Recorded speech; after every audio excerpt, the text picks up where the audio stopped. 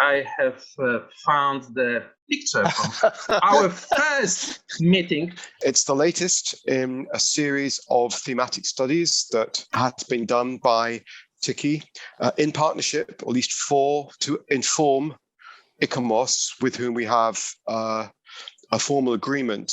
And one of the reasons for doing this is it helps us and helps them assess the value of World Heritage nominations.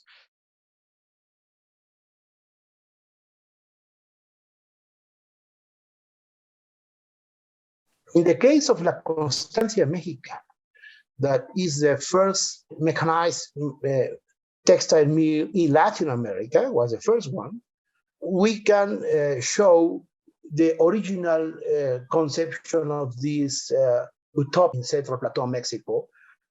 In this view that you can see now, we have the whole site of La Constancia Mexicana before the late architectural interventions that were made recently, 5 years ago. Riesbach Textile Factory.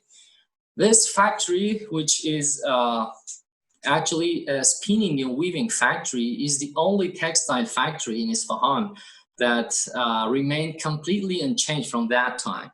This factory was built on a 62,000 square meters land, and its architecture was quite unique, and its architect was architect Motamedi under the supervision of Max Otto Schonmann, a German engineering. The textile industry becomes the main industry in the country. The construction of weaving mills attracts famous architects see for the decorative designs, design of facades, the construction of elegant towers began to seriously change the aesthetic look of Russian cities.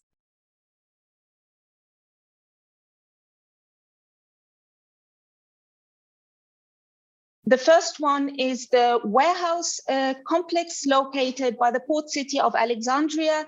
It is also important to mention that the export of cotton was not only targeting for the British mills, but also for Germany, Russia, France, and other countries. So again, here, the transnational connection and shared narratives is not only delimited to Great Britain. The whole complex does not only consist of the warehouses and the cotton presses, but it also comprises a railway industry, a railway station, as well as Le Marché de Coton, a cotton bourse. This is a picture of a map from the Worden Works Museum in Dundee, which I think was very evocative of how the entire jute industry was interconnected. And there were lots of routes that came right down to Calcutta in the 19th century. But if you just look at the pictures, these are really fine and exquisite buildings of great character. And there is the city of Manchester, which obviously had aspirations to or was paying a compliment to Manchester in England. This is Manchester in New England.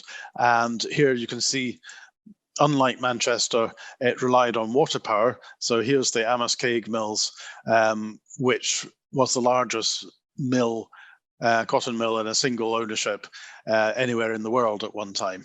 Varna, the first cotton mill in Bulgaria, it was probably built by British architects. As far as I know, the investors, they were Bulgarians, but they were seated in England. So they built their factory on the British model.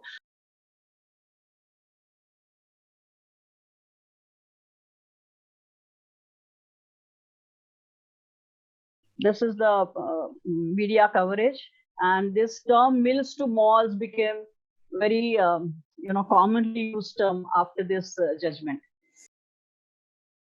This is a web page mapping a work of Karl Arnold II Bronner and his companion, colleague, and successor Hilarius Knobel. They were industrial architects specialized mostly, but not entirely, in the buildings for the textile industry. What is interesting for us is the textile landscape. We want to treat Terrassa as a textile landscape.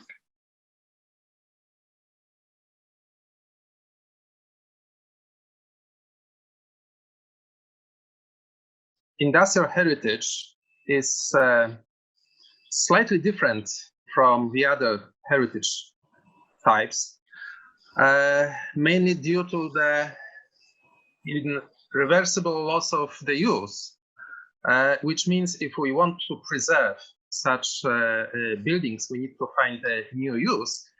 And this is Shanghai was talking about International Fashion Center, the completely conserved a new fashionable place in Shanghai. Another example, Heike already told us, is the Porre in Geenbrugge that is redeveloped into a neighborhood park, a community center, and also habitation will be implemented here. That hasn't been realized yet. This is Tomioka Silk Mill. It was designated as World Heritage. We can remain all buildings. Thank you all. It's been a tremendous day, and I think it has some advantages, this format, over meeting in the flesh, meeting together. But let's make a meeting a proper meeting next time. Thank you.